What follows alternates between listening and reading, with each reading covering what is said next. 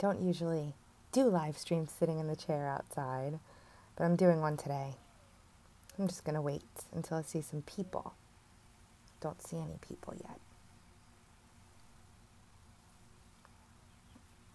All right, well, maybe I'll just start instead. Social media today was a complete mess. Twitter basically banned a lot of people for bot-like activity. The follower count of so many was diminished by hundreds of, thousands. I lost 3,000 people, maybe a little bit less. I know a lot of people very high up in the subscriber count on Twitter lost people. Lots of people lost people. YouTube rolled out a brand new set of monetization rules and community platform rules. Medium deleted the accounts of several right-leaning bloggers that write there. And a lot of this is based on a couple different things. One of the principles they say is, hate speech. Hate speech. Well, who determines what hate speech is? One day, it could be somebody who agrees with everything that you think and thinks that basically speech is free and you should be able to use it as you feel. And, words don't necessarily hurt somebody. And the next day, it could be someone like Nancy Pelosi or Adam Schiff or Dianne Feinstein. And then you couldn't say anything without being banned. It's a very slippery slope to go down, right? It's really slippery. The other one that really flagged me was the one that says disinformation. Disinformation. What is disinformation? Well, if you talk to some of the mainstream media people, disinformation is anything that counters what they say, and what they say are a bunch of lies.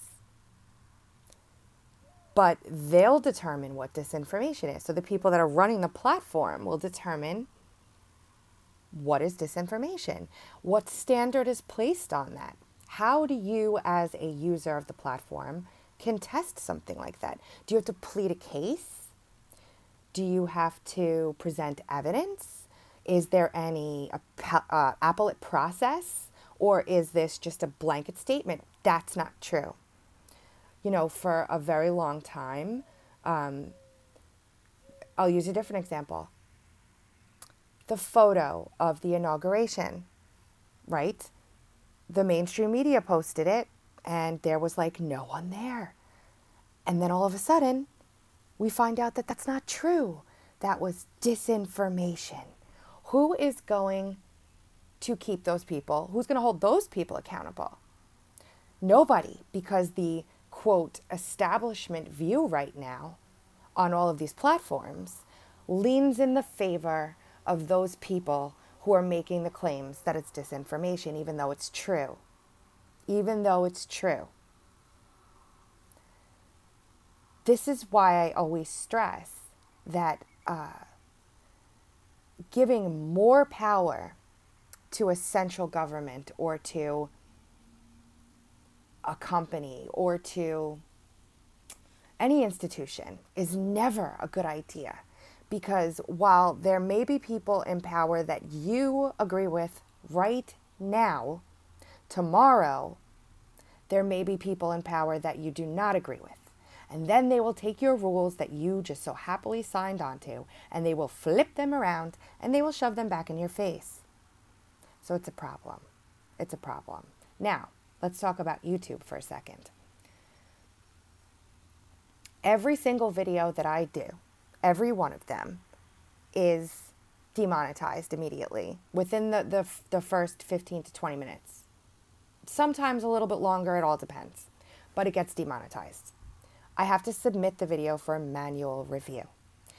Once the manual review submit goes in, it takes, I don't know, 12 to 24 hours, sometimes a day or two, to have some person sit there and listen to every single word in my video, determine that it isn't hate speech or discriminatory or disinformation, God forbid, or whatever, and then approve it for monetization again, because they say, this is suitable for advertisers. You're good to go. Congratulations, your video passes the test.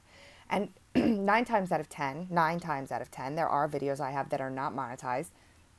My videos go through because I'm using their information. So if they demonetize me and say that it's disinformation, they are then saying that their information is disinformation. And they can't do that. So how do we beat this? Well, yes, I have my stuff on other platforms. I have my videos most on BitChute. I will have all my videos on DTube and Steemit, but I'm going to keep YouTube. And people are like, why? Well, it's because you guys, chances are not going to travel over to Steemit to watch me. And I'm going to lose my reach with you folks. It would literally take for all of you to say, I'm not ever going to YouTube again. I'm really sorry, but I'm going to another platform. And I just don't see that happening yet. And as soon as people start to say, I'm not going to watch you if you're there, then I'll move solely over to another platform. But I did a Periscope a little earlier where I was kind of being very hopeful for people about this, because I was going over the hypocrisy of sort of the more left-leaning blue check-marked individuals who are saying basically, like, if you support the Second Amendment, you're against children. If you support the NRA, you're a murderer. We should go kill the NRA people because love trumps hate, after all, right? Love trumps hate. And I'm just reveling in the hypocrisy, because they are standing in the middle of the street with the pink hat on their head, shaped like a vagina, talking about how they want to make sure that women can kill their children while they're still in the womb.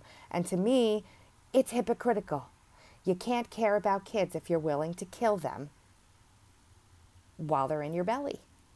It's just pretty obvious. To me, it's obvious. Another hypocritical point I was talking about. You can't care about children when you're openly allowing pedophilia on Twitter. Twitter can't say, your viewpoint's not allowed here, it's hateful, abusive, blah, blah, blah, when they literally have child pornography on their site that was streamed through Periscope.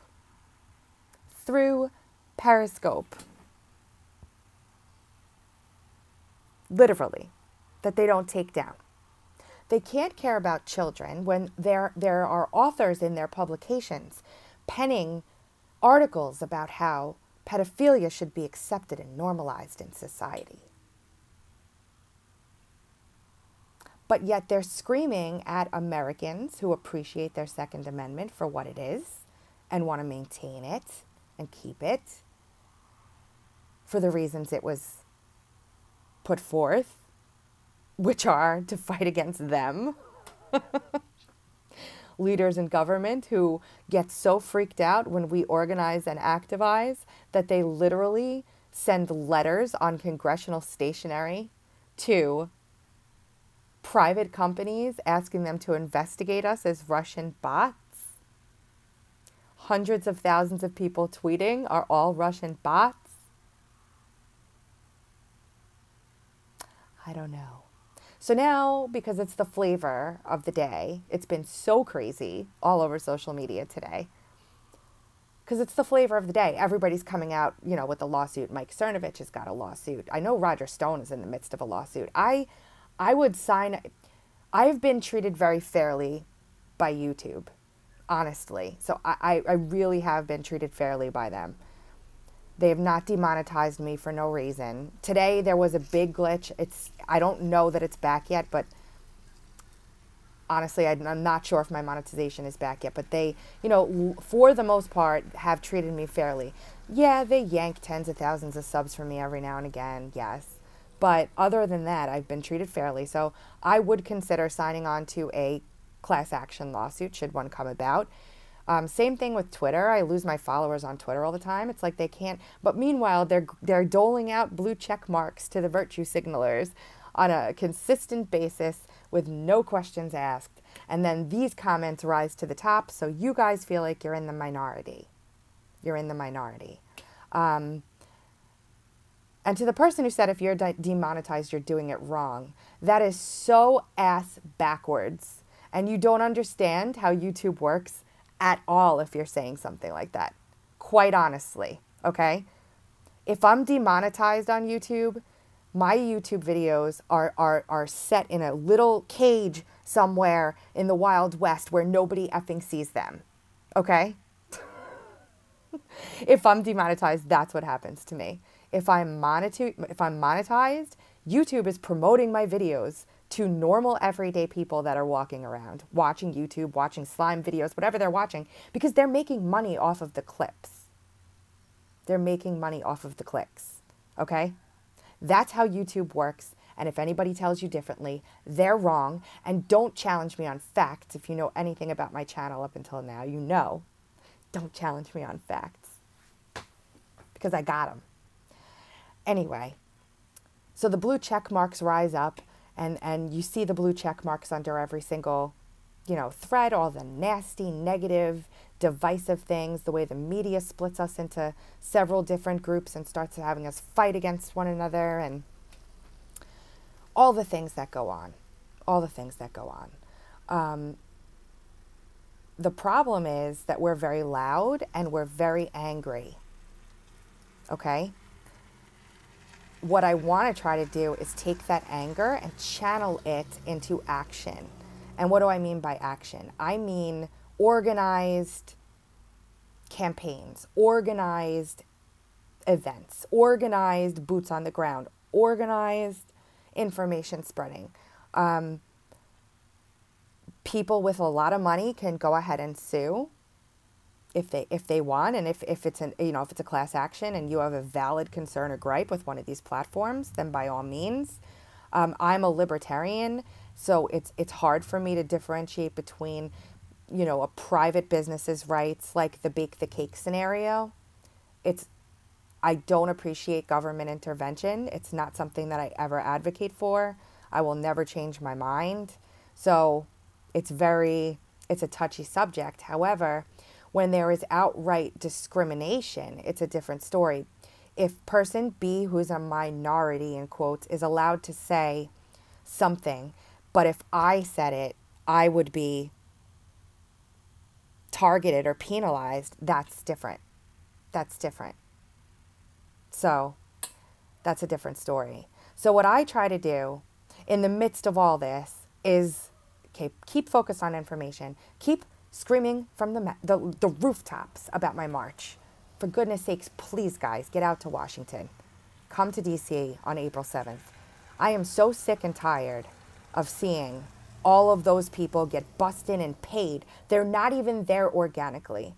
99% of the time, they're getting paid to be protesting. $25 an hour, $50 an hour, whatever it is. You guys have fire in your bellies and passion in your hearts. You don't need to be paid to get out and show people what you're about and get excited about taking this country back.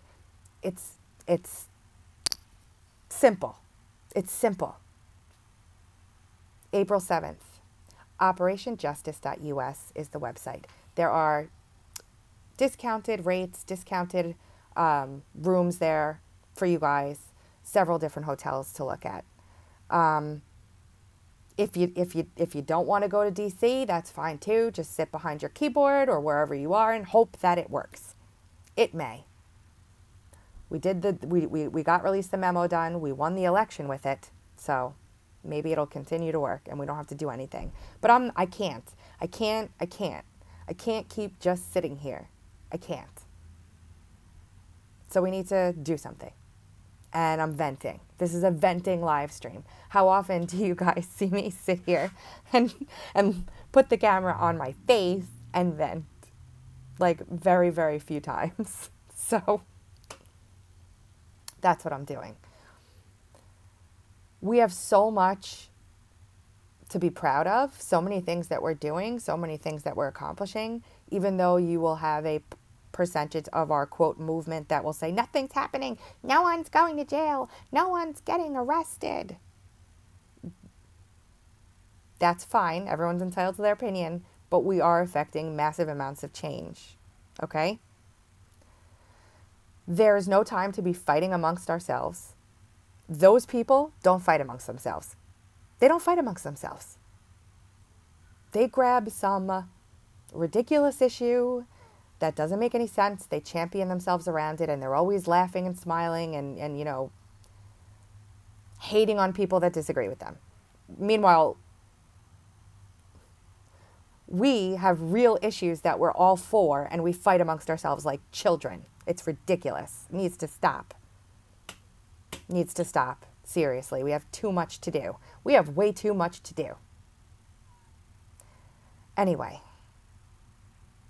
Yeah, Poopy, meet me down by the Diet Coke machine, if you can. I'll be there.